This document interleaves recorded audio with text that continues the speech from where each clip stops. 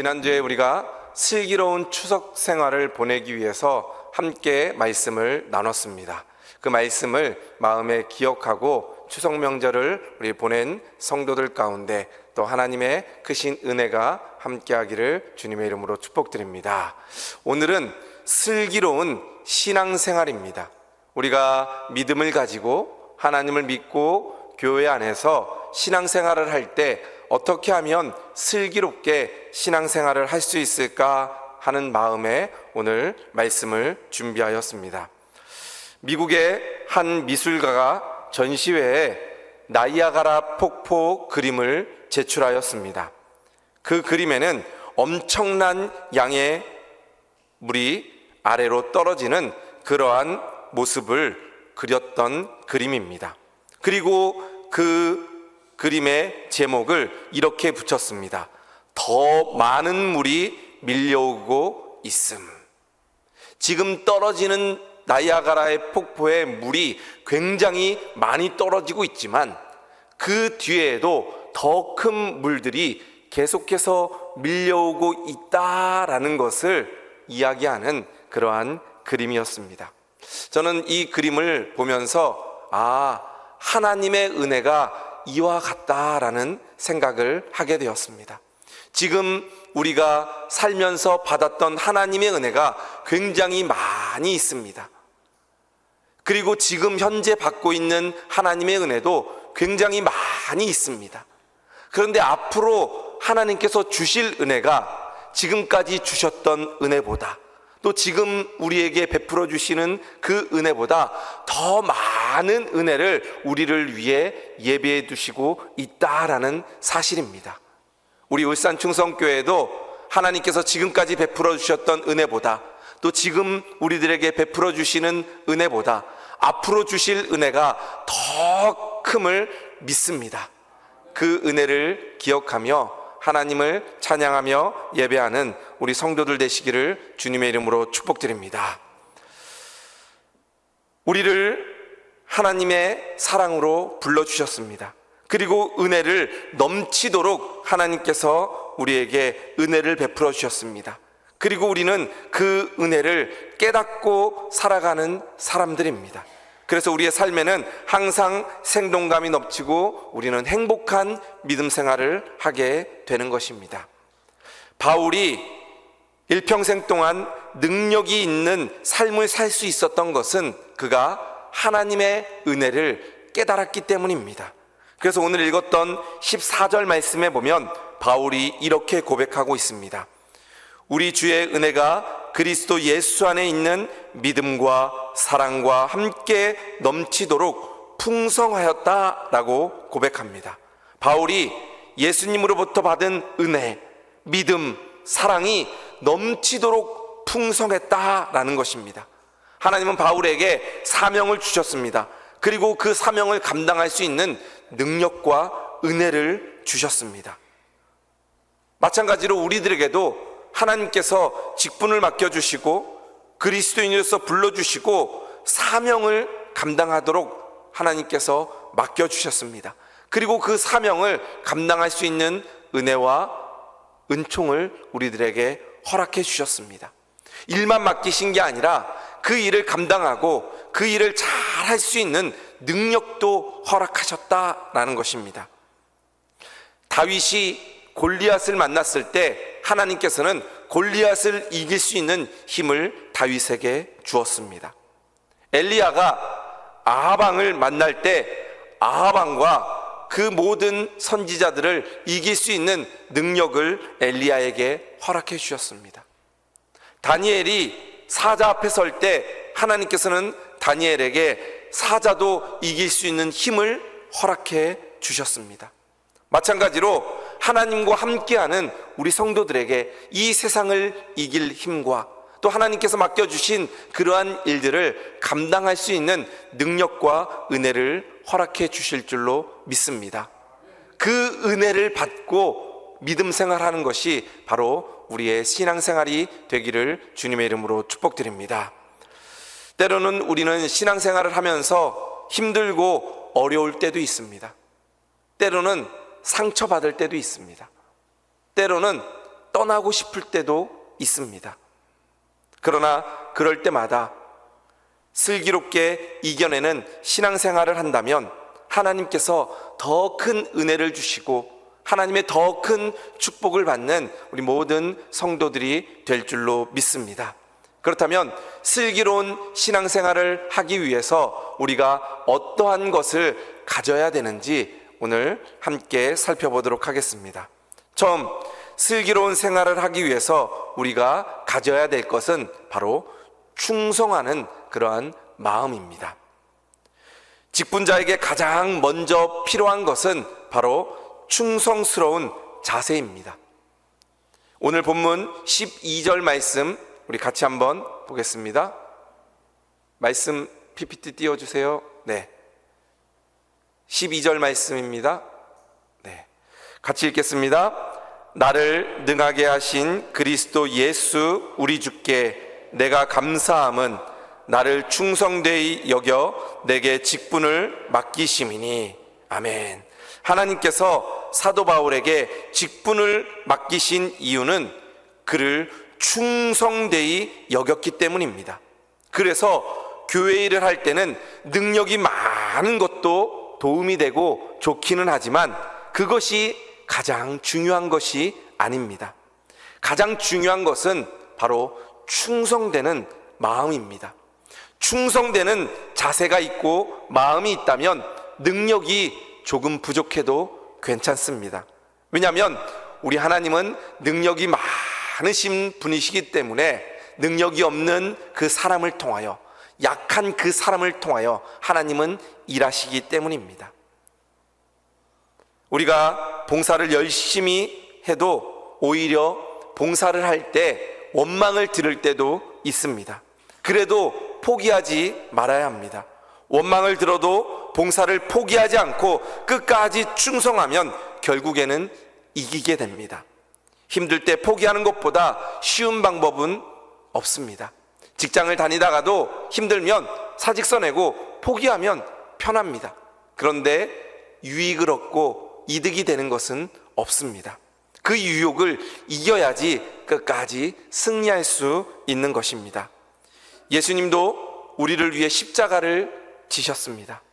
십자가를 지실 때 너무나 힘들고 고통이 컸습니다. 그러나 예수님은 충성되게 십자가를 지셨습니다. 그 십자가를 포기하지 않으시고 우리 모든 사람들이 구원을 받을 수 있도록 충성되이 십자가를 지셨습니다. 힘들다고 포기하면 생명을 얻을 수가 없습니다. 구원이 없습니다. 은혜가 없습니다. 출산하는 우리 어머니들을 보면 힘들다고 포기하지 않습니다. 힘들어도 끝까지 아이를 낳을 때까지 수고하고 충성할 때 귀한 생명을 얻게 되는 것입니다. 미국의 석유회사인 스탠더드 오일이라는 회사가 있습니다. 여기에 아치볼드라는 한 직원이 있었습니다. 그 직원은 별명이 한 통에 4달러라는 별명을 가지고 있었습니다. 일에 대한 열정이 남달랐습니다. 그래서 출장 가서 호텔에서 숙박부에 자기의 이름과 함께 항상 그 옆에 한 통에 4달러 스탠더드 오일이라는 문구를 적었습니다. 그리고 편지를 쓰고 영수증에 사인할 때마다 항상 그 문구를 적었습니다. 한 통에 4달러 스탠더드 오일.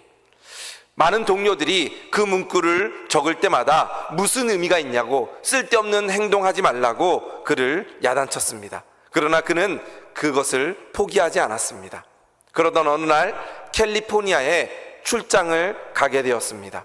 그리고 한 호텔에서 숙박부에 이름을 적으면서 아치볼드 한 통에 4달러 스탠더드 오일이라는 문구를 적었습니다.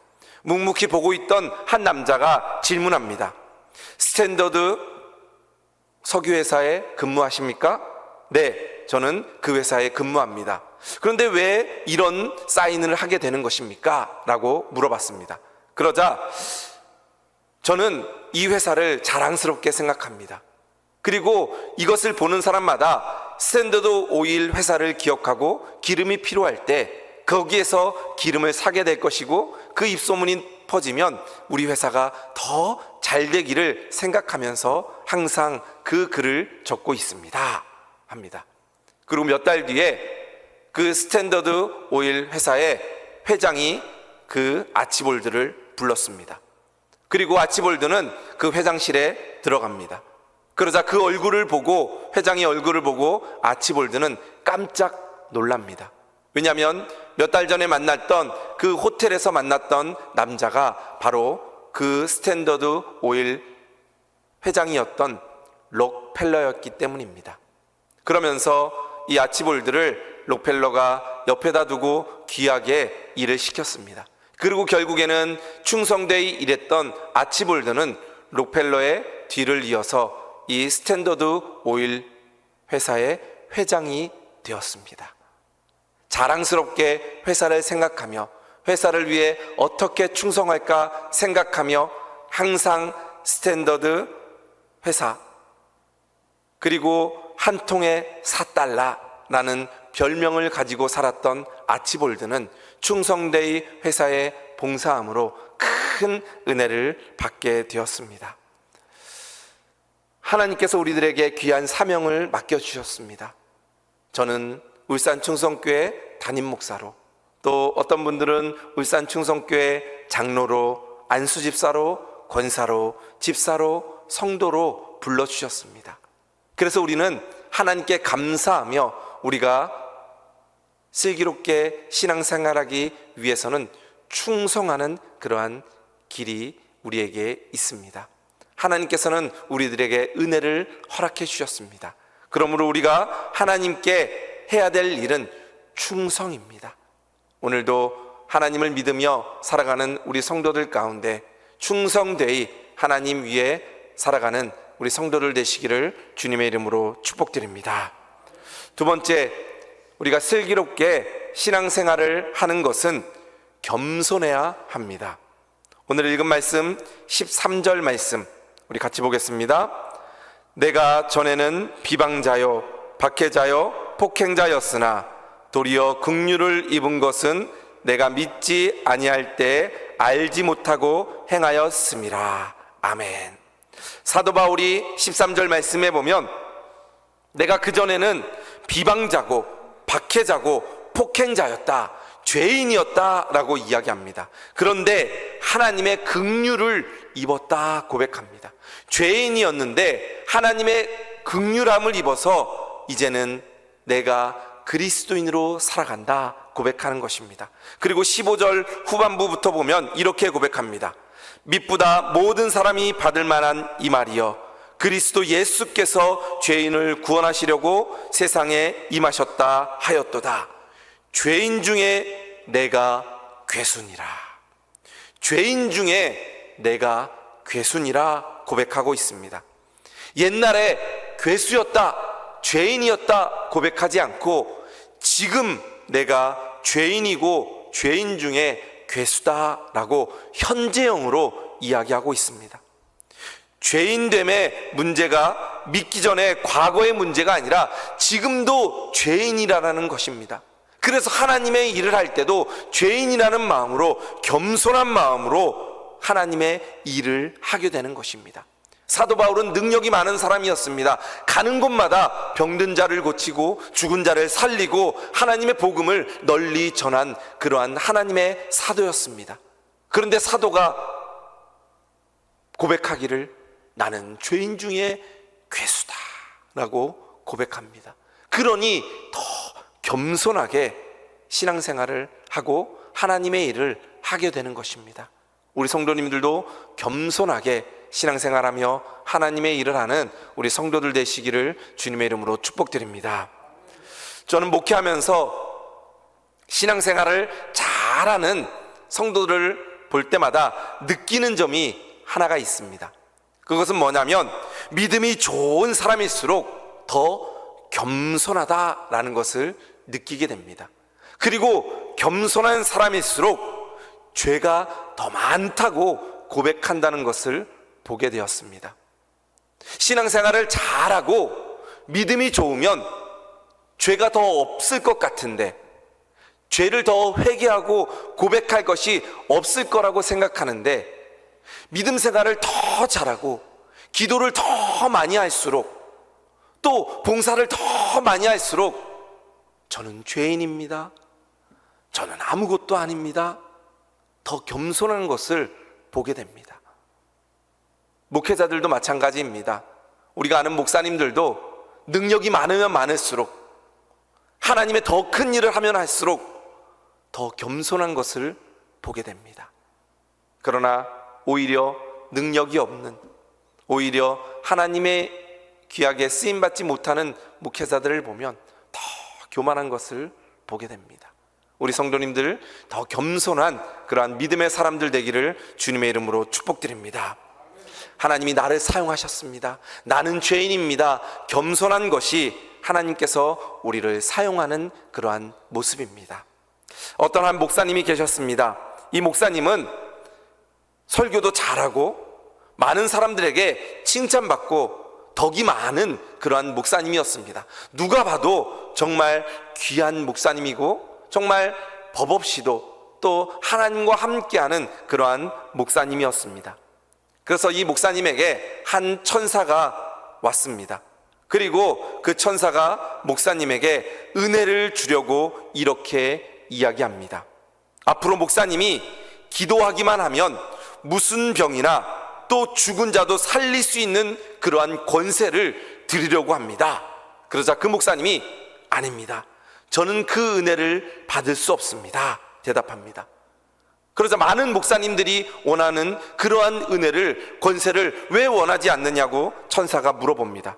그러자 인간의 병을 고치고 죽은 자를 살리는 일은 하나님이 하셔야지, 제가 하게 되면 교만해지기 때문에 저는 그것을 받을 수 없습니다, 거절하였습니다.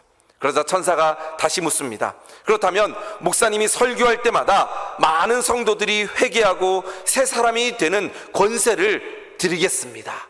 그러자 이 목사님이 거절합니다. 아닙니다, 저는 그건 역시 받을 수 없습니다. 그러한 능력은 성령님이 하셔야지 제가 할 수 없습니다. 그것을 제가 하게 되면 교만하게 됩니다.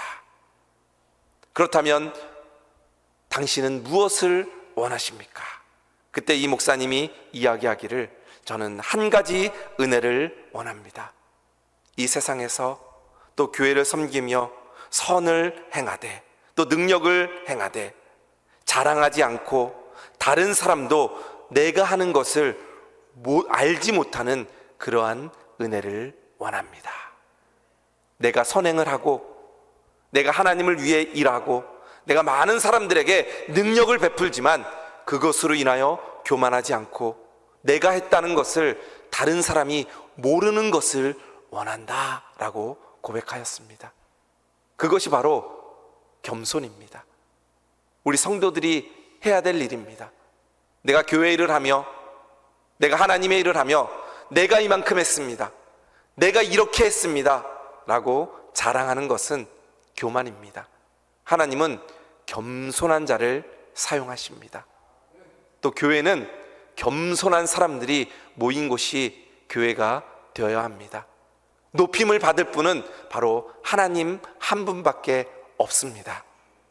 예수님께서는 십자가에 죽으시면서 우리를 책망하시고 자랑하고 말씀하시지 않았습니다. 오히려 더 낮아지고 제자들의 발을 씻기면서 겸손함을 보여주셨습니다. 예수님이 만약에 십자가에 죽으시면서 내가 너희를 위해 십자가를 지었다, 나를 찬양하라 라고 말씀하셨다면 그것은 옳지 못한, 또 우리가 섬기는 그러한 예수님의 모습이 아닙니다. 예수님은 묵묵히 십자가를 지시고 낮아질 대로 낮아지시며 우리의 발을 씻기신 분이 바로 예수님이십니다. 예수님이 그러한 겸손의 모습을 보여주셨기 때문에 우리도 예수님을 따라가는 자들이므로 더 겸손하고 더 낮아지는 우리 성도들 되시기를 주님의 이름으로 축복드립니다. 세 번째로, 슬기로운 신앙생활을 하기 위해서는 우리는 본이 되어야 됩니다. 오늘 말씀 16절 말씀, 우리 16절 말씀 같이 보겠습니다. 그러나 내가 긍휼을 입은 까닭은 예수 그리스도께서 내게 먼저 일체 오래 참으심을 보이사 후에 주를 믿어 영생 얻는 자들에게 본이 되게 하려 하심이라. 아멘. 바울이 은혜 받은 이유는 다른 사람들에게 본이 되게 하려고 하셨습니다. 여기서 본이 된다라는 말의 뜻은 다른 사람에게 모범이 된다, 본보기가 된다라는 말입니다. 다른 사람에게 이렇게 해라라는 말이 아닙니다. 내가 먼저 그런 삶을 살아가는 겁니다. 다른 사람에게 왜 이렇게 하지 못했어? 이렇게 살아야지 라고 가르치는 것이 아닙니다. 제가 하는 설교는 제가 먼저 은혜를 받고 이렇게 하나님의 은혜가 큽니다, 이렇게 제가 살아가겠습니다 라고 느낀 것을 여러분들에게 말씀하는 겁니다. 저도 이렇게 살아가겠습니다 라고 고백하고 받은 은혜를 여러분들과 함께 나누는 것이 저는 설교라고 생각합니다. 여러분들에게 이렇게 살아라고 이야기하는 것이 아니라 제가 이렇게 살아가겠습니다, 우리 함께 이렇게 살아갑시다 라고 말씀드리는 것이 바로 설교입니다. 그래서 제가 설교하다가 혹시 제가 그렇게 살지 못한다고 손가락질 하지 마시고, 저도 기도함으로 그렇게 살아가기 위해 노력하며 살아가는 그러한 한 명의 믿음 신앙생활하는 사람임을 기억해 주시기를 바랍니다. 오늘 말씀에 보면 사도 바울은 본이 되는 그러한 모습을 보이고 있습니다. 내가 먼저 그렇게 살아가겠습니다, 나의 뒤를 따라오십시오 이야기하는 것입니다. 신앙생활 하다 보면, 또 하나님의 일을 하다 보면 거슬릴 때가 있습니다. 왜 저 집사님은 저렇게 왜 일을 하지? 권사님은 왜 이렇게 말이 너무 심하고 꼬박꼬박 참견하지? 장로님은 도무지 이해 안 되는 말씀을 하시네?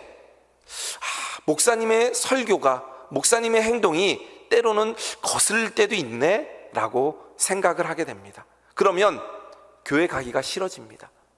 그러면 함께 어울리기도 싫어집니다. 왜 그럴까요? 내가 잘못 생각했기 때문입니다. 내가 기준이기 때문입니다. 이렇게 하면 안 돼 라고 내가 기준을 정하고 다른 사람을 보기 때문입니다. 그럴 때 어떻게 해야 될까요? 내가 먼저 본이 되어야 됩니다. 내가 먼저 선한 말을 하게 되고, 내가 먼저 몸소 봉사하게 되고, 내가 먼저 말씀대로 살아가는 본이 될 때 그것이 슬기로운 신앙생활이 되게 됩니다. 나는 그렇게 생각하지 않은데 왜 내 말을 듣지 않을까? 뭘 안다고 나를 판단할까? 나와 다른 그들로 인해 삶이 불편하고 짜증나게 됩니다. 그것은 내가 기준이기 때문입니다. 예수님은 십자가를 지시면서 우리에게 강요하지 않으셨습니다. 묵묵히 아무런 말씀 없이 십자가를 지시고 우리의 본이 되었습니다. 죄 없으신 그분께서 우리를 대신해서 십자가를 지셨습니다. 고문과 핍박과 멸시와 천대를 받으시고 먼저 스스로 십자가를 지셨습니다. 본이 되신 것입니다. 그래서 우리도 그 십자가를 지신 예수님을 따라 살기 위해 신앙생활을 하게 되는 것입니다.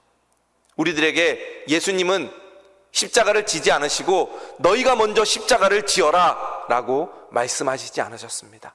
예수님은 먼저 십자가를 지시고 그 길을 걸어가시고 우리가 예수님을 따라 살기를 원하셨던 것입니다. 신앙생활은 그것입니다. 내가 먼저 본을 보이는 겁니다. 다른 사람을 손가락질하고 다른 사람을 탓하는 것이 아니라 내가 먼저 본을 보이는 것입니다. 목사가 먼저 본을 보이고 장로님들이, 권사님들이, 집사님들이 먼저 본을 보이고 그리스도인들이 먼저 본을 보인다면 믿지 않는 자들도, 믿음이 약한 자들도, 혹시 잘못 생각하고 있는 사람들도 그 본을 보고 따라가는 그러한 믿음이 될 줄로 믿습니다. 저는 목사지만 또 담임 목사로서 교회를 섬기고 있지만 어떨 때는 우리 성도들을 보면서 은혜 받을 때가 있고, 저런 모습이 참된 신앙의 모습이구나. 비록 내가 목사지만 우리 장로님의 모습을, 우리 권사님의 모습을, 우리 집사님의 모습을 담는 신앙인이 되어야 되겠다, 믿음의 사람이 되어야 되겠다라고 생각하고 그 모습을 어떨 때는 따라갈 때도 있습니다. 우리는 완벽한 사람들이 아닙니다. 그래서 항상 기도하며 겸손한 모습으로 충성되이 주님을 섬기며 정말 주님의 뒤를 따라가는, 본인이 되는 예수님의 모습을 따라가는 사람이 될 때 우리의 모습을 보고 믿음이 약한 자들이, 믿음이 없는 자들이 주님을 믿게 되는 놀라운 역사가 일어나게 될 줄로 믿습니다. 목사는 본이 되는 사람입니다. 그리스도인들은 본이 되는 사람입니다. 그러므로 우리 성도들이 신앙생활을 함에 있어서 본이 되는 우리 성도들 되기를 주님의 이름으로 축복드립니다. 교회에서 신앙생활을 할 때, 봉사를 할 때, 또 직분을 감당할 때 어떤 말이나 어떤 행동이나 어떠한 결정이 내 마음에 거스린다면 그때가 내가 본이 되어 십자가를 져야 됩니다. 마음에 안 드는 것이 있고 교회 결정하는 게 마음에 안 드는 것이 있으면 내가 먼저 헌신하고 본이 되고 낮아지면 우리 교회가 더 아름답고 행복한 교회가 될 줄로 믿습니다. 그것이 참된 은혜를 받은 사람입니다. 은혜를 받은 사람은 먼저 행동하게 됩니다. 은혜를 받은 사람은 먼저 헌신하게 됩니다. 은혜를 받은 사람은 먼저 낮아지게 됩니다. 은혜를 받은 사람은 먼저 본이 됩니다. 그것이 바로 우리 신앙생활이 되어야 될 줄로 믿습니다. 말씀을 정리합니다. 하나님께서는 우리들에게 행복한 울산 충성교회를 허락해 주셨습니다. 그리고 아름다운 성도들과 함께 신앙생활하도록 은혜를 주셨습니다. 하지만 우리는 더 많은 은혜가 지금 우리 교회에 내려오고 있고 또 하나님께서 주실 것을 믿고 신앙생활하는 우리 성도들 되기를 주님의 이름으로 축복드립니다. 그러기 위해서는 내가 먼저 슬기로운 신앙생활을 해야 합니다. 먼저는 충성해야 합니다. 더 하나님께 충성하는 우리 성도들 되시기를 주님의 이름으로 축복드립니다. 두 번째, 더 겸손해야 합니다. 주님이 낮아지신 것처럼 우리도 더 겸손함으로 낮아짐으로 섬기는 우리 성도들 되기를 주님의 이름으로 축복드립니다. 그리고 본이 되는 성도들 되시기를 주님의 이름으로 축복드립니다. 다른 사람에게 왜 이렇게 못해? 라고 이야기하는 것이 아니라 내가 먼저 본이 되고 다른 사람이 봤을 때 정말 하나님이 함께하는 사람이구나, 예수님과 동행하는 사람이구나, 나도 목사님처럼, 장로님처럼, 권사님처럼, 집사님처럼, 우리 성도님처럼 그런 믿음의 사람이 되어야 되겠구나 라고 본이 되는 우리 성도들 되어서 정말 하나님께서 우리 울산 충성교회에 더 큰 은혜와 축복을 부어주심으로 신앙생활하는 것이 정말 기쁘고 늘 하나님께 영광 돌리며 또 하나님께서 부어주시는 그 은혜로 말미암아 부흥하는 우리 울산 충성교회, 또 하나님의 큰 은혜와 축복을 받는 우리 성도들 되시기를 주님의 이름으로 축원합니다.